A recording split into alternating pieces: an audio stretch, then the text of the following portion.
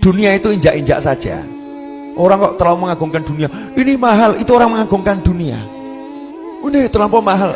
Ya Allah, dunia itu tidak sebanding dengan sebelah sayap nyamuk. Jadi harganya berapapun murah. Saya itu paling menikmati kalau ada uang miliaran gitu ya. Teman-teman saya tak suruh idak-idakan. Idak-idakan apa? Duit. Idak-idakan. Bener itu. Idak-idakan apa? Duit. Ayo idak-idakan.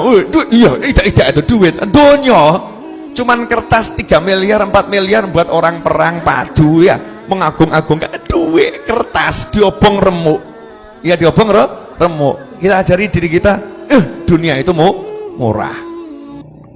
Assalamualaikum warahmatullahi wabarakatuh. Bismillahirrahmanirrahim.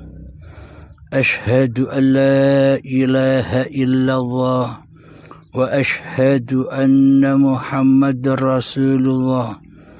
Allahumma salli ala sayyidina Muhammad wa ala ali sayyidina Muhammad. Rabbi israh li sadri wa yassir li amri wahlul 'uqdatam min lisani yafqahu qawli. Amin. Bismillahirrahmanirrahim. Salam hormatku, salam santunku, salam kasih sayangku buat para sahabatku semua dimanapun Anda berada, baik sahabat yang ada di dalam dan sahabat yang di luar negeri. Semoga kita semua selalu di dalam bimbingan Allah Subhanahu wa ta'ala. Amin, amin ya rabbal alamin. Bismillahirrahmanirrahim. Kali ini kita akan mengkaji kelanjutan judul yang kemarin, yakni kehidupan dunia. Dan saat ini kita melanjutkan apa sih yang dikatakan, apa sih yang dimaknai, apa sih yang dimaksud kehidupan akhirat itu. Bismillahirrahmanirrahim. Kita kembali bacakan di surat Ar-Rum ayat ke-7. A'udzu billahi minasyaitonir rajim. Bismillahirrahmanirrahim. Ya'lamuna zahiran minal hayatid dunya wa hum 'anil akhirati hum ghafilun.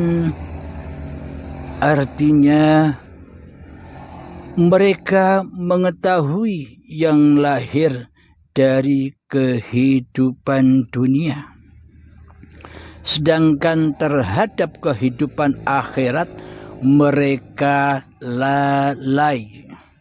Shadaqallahul azim. Ar-Rum ayat ke-7. Jadi pada intinya selama ini praktek hati kita hanya menghadapi kehidupan dunia saja. Praktek hati kita hanya menghadapi syariat-syariat kemanusiaan kita saja. Selama ini kita atau mereka lalai dalam kehidupan akhiratnya.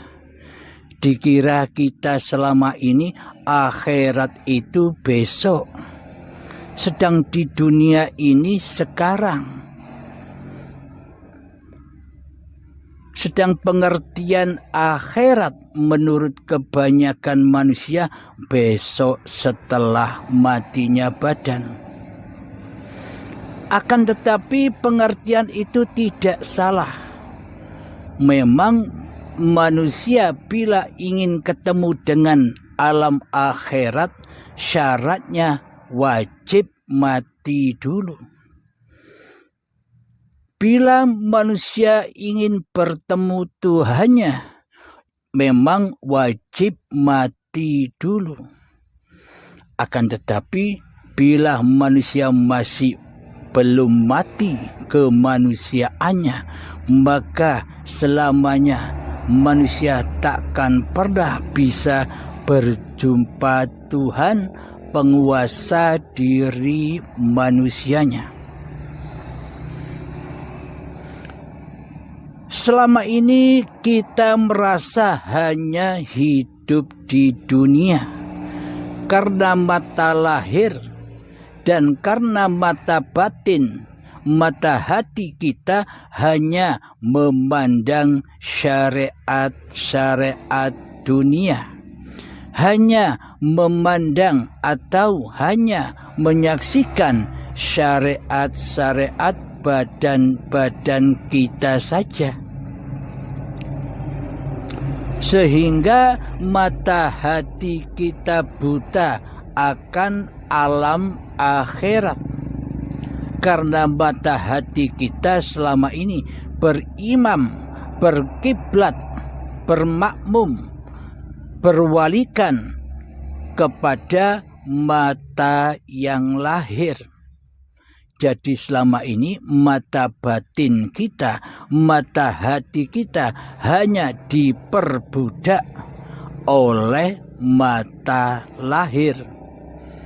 Jadi mata batin kita selama ini hanyalah menjadi gudang-gudang, hanyalah menjadi lembah-lembah untuk menyimpan dunia, untuk tempatnya dunia. Jadi apa yang kita pandang, apa yang kita lakukan, kita masukkan ke dalam mata batin kita. Kita masukkan ke dalam gudang mata hati kita untuk menyimpan apa-apa yang kita saksikan di luar diri kita selama ini. Jadi mata hati atau mata batin kita selama ini buta karena dijejeli, karena dibuat gudang untuk penyimpanan barang yang fana, barang yang hancur, yakni hubbud dunya. Jadi selama ini mata batin atau mata hati kita selama ini kenapa kok buta? Kenapa kok menjadi hati yang keras melebihi kerasnya batu? Kenapa mata hati atau mata batin kita selama ini tidak bisa menyaksikan Allah dan hanya menyaksikan dunia saja dan hanya sebagai budak-budaknya hawa nafsu saja, sebagai budak-budaknya mata lahiriah saja. Jadi mata hati, jadi mata batin kita selama ini buta karena diposisikan sebagai gudang-gudangnya dunia, gudang-gudangnya kesenangannya, gudang-gudangnya apa-apa yang dicintainya selama ini, yakni hubbud dunya. Karena di dalam hati kita selama ini tidak ada iman kepada Allah. Jadi imannya hati kita kepada Allah selama ini hanyalah ikut-ikutan saja. Kita tidak pernah menyatakan, kita tidak pernah membuktikan iman-iman kita selama ini, agama-agama kita selama ini. Kita tidak pernah membuktikan kebertuhanan hati kita selama ini kepada Allah. Karena hati kita selama ini dibutakan oleh kesenangan-kesenangan dan dibutakan oleh kepentingan-kepentingan urusan babakan cinta dunia. Akhirnya mata hati kita, mata batin kita akhirnya buta akan Tuhan pencipta dunia. Inilah penyebab hati kita, mata batin kita selama ini buta, yang berwalikan kepada mata yang lahir.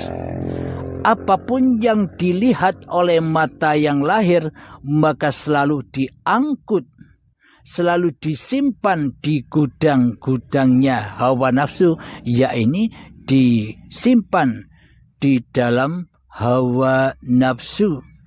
Jadi mata batin kita selama ini saking banyaknya menyimpan dunia, saking banyaknya menyimpan urusan dunia, saking banyaknya menyimpan urusan selain Allah, sehingga mata hati kita buta selama ini.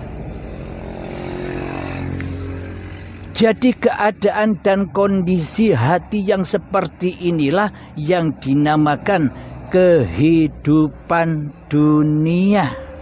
Jadi inilah kehidupan dunia. Ketika kita melaksanakan syariat-syariat agama seperti sholat, seperti puasa, seperti zakat, bersedekah, santunan-santunan, ketika haji atau umroh, dan ketika kita melaksanakan ibadah-ibadah apapun, selalu di dalam hati kita diakui bahwa seluruh ibadah dan sholat serta amal yang kita lakukan selama ini adalah di dalam genggaman kekuasaan kita sendiri, di dalam genggaman singgah sananya hawa nafsu kita sendiri.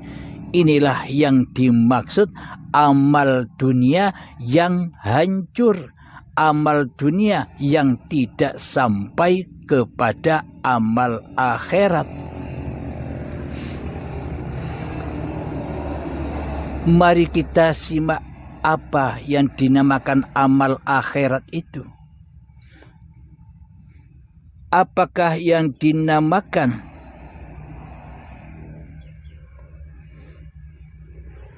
kehidupan akhirat itu? Kehidupan dunia itu adalah ketika hidup ini masih hidup makhluknya.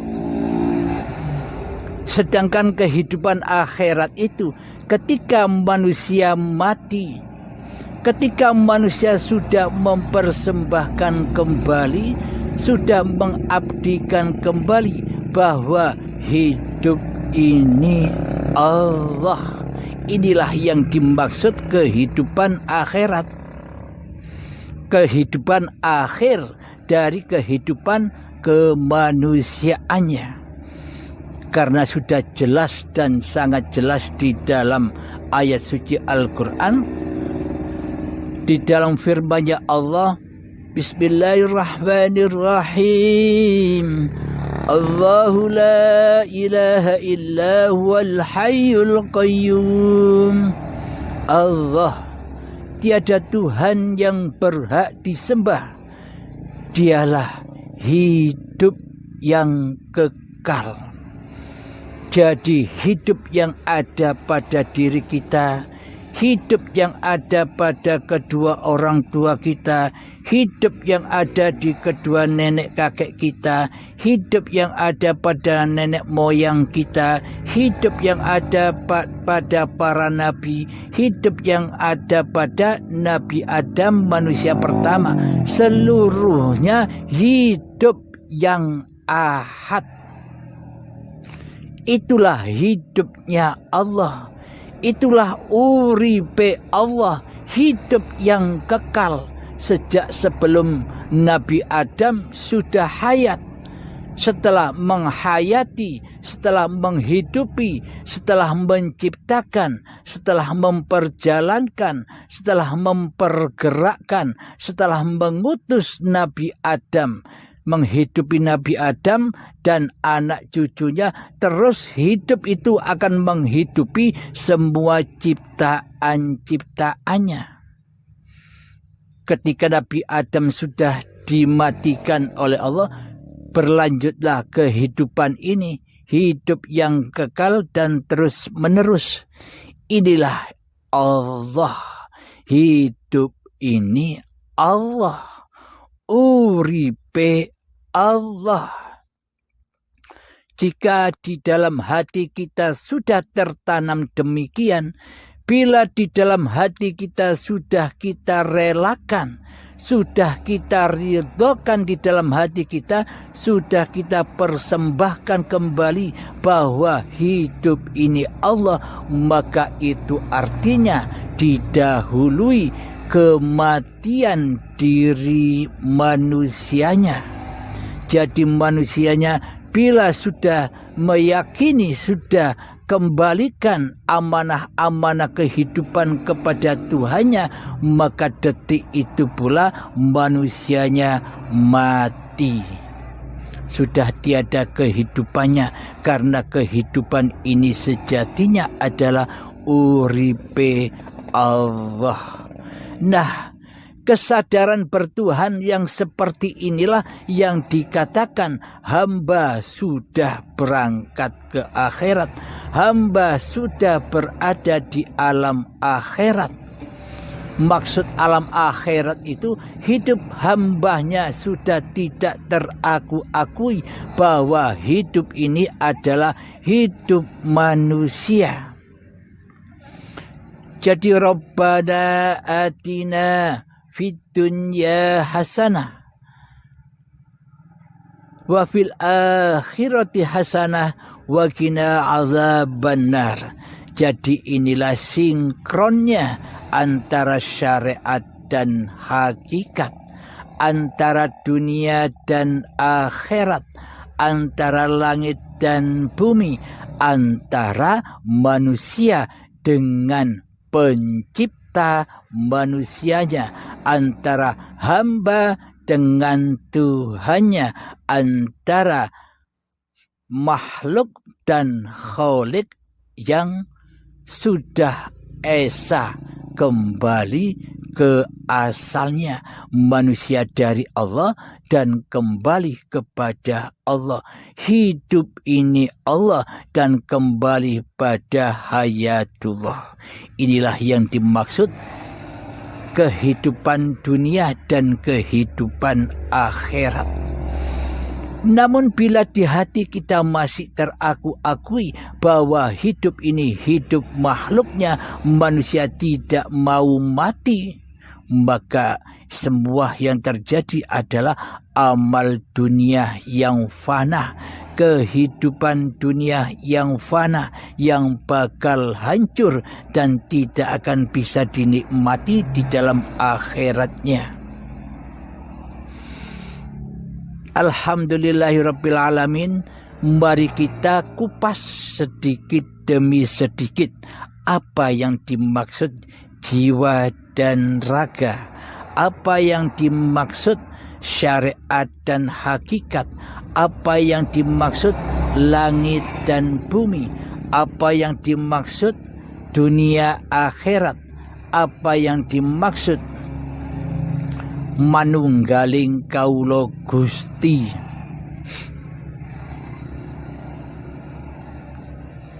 Maksud dari itu semua adalah ketika sudah datang kesadaran bahwa sebenarnya hidup ini Allah di dalam hati masing-masing diri manusia kita, maka nyatalah bahwa raga ini, dunia ini tidak akan wujud tanpa adanya hidup. Jadi dunia takkan pernah wujud tanpa adanya akhirat. Jadi akhirat itu datang lebih awal, kemudian dunia, kemudian kembali ke akhirat lagi. Manusia pun demikian. Awalnya manusia tiada, goib. Sekarang manusianya merasa ada. Dan ketika sudah datang kehendak dari Allah menunjuki kepada hamba yang dikasihinya, hamba pilihannya, maka hamba akan kembali ke alam akhiratnya, ke alam ketiadaannya, ke alam kebertuhanannya. Sebenarnya selama ini hambanya sudah tiada, yang ada hanya uripe Allah.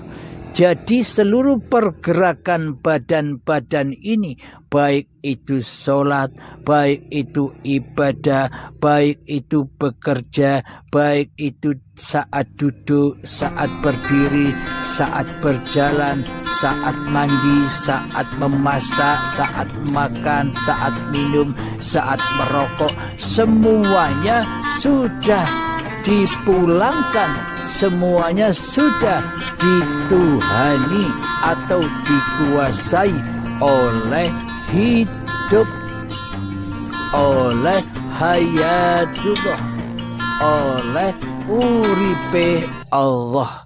Ketika manusia sudah dikuasai oleh Sang Penciptanya, maka itulah yang dimaksud kehidupan akhirat. Hati sudah nyata bahwa hidup ini Allah. Ketika mata lahir memandang makhluk, mata batin sudah bisa melek sekarang. Setelah hamba ditunjuki oleh Tuhannya, setelah hamba disadarkan siapa hakikat diri manusianya, siapa hakikat sebenarnya kondisi posisi manusia itu, maka manusia itu akan memahami, mengerti siapa hakikat Tuhannya. Jadi ketika badan ini sholat, hati sudah menyaksikan bahwa Allah lah yang menggerakkan, Allah lah, hiduplah yang mengutus, hiduplah yang mengkerentekkan hati, hiduplah yang memerintahkan hati untuk sholat, untuk ibadah, untuk makan, untuk minum, untuk duduk, untuk berdiri, untuk berpikir, untuk berjalan, untuk bekerja, untuk memasak di dapur. Semuanya sudah didalangi, semuanya sudah dikuasai oleh Allah, oleh hidup. Inilah yang dimaksud kehidupan akhirat. Manusia lain memandangnya, memandang badan orang yang sudah di dalam makom ini, melihat memang manusianya yang bergerak, yang hidup. Karena manusia yang memandang di dalam hatinya masih jadi Tuhan, maka memandang manusia lain akan seperti dirinya. Meskipun begitu, hati kita yang sudah mengenal bahwa hidup ini Allah, maka tiada peran, maka tiada pergerakan walaupun sebiji zarah pun tanpa kekuasaan Allah, tanpa kekuatan Allah, tanpa kehidupan Allah. Inilah yang dimaksud kehidupan akhirat. Mata lahir memandang makhluk, mata hati sudah memandang hidup, sudah memandang Allah, sudah memandang Sang Pencipta. Contoh, ketika kita melihat gunung, mata melihat gunung, hati sudah menyaksikan bahwa gunung itu hakikatnya tidak ada bila tanpa sang penciptanya. Siapa sang pencipta itu? Hayatullah. Hayatullah lah yang mewujudkan gunung di mata lahir ini. Hayatullah lah yang menciptakan gunung lewat mata lahir ini. Nah, inilah yang dimaksud kehidupan akhirat. Hati sudah selalu lillahi ta'ala kepada Allah atas seluruh kehidupannya, atas seluruh kekuasaannya, atas seluruh daya upaya dan kehendaknya, atas seluruh penglihatannya, atas seluruh pendengarannya, dan akan seluruh perkataan-perkataannya sudah didalangi oleh uripe Allah. Inilah yang dimaksud kehidupan akhirat, alam yang lillah, dan inilah yang dimaksud tajalli, inilah yang dimaksud mi'raj, inilah yang dimaksud wusul, inilah yang dimaksud mijil, inilah yang dimaksud manunggaling kaula Gusti.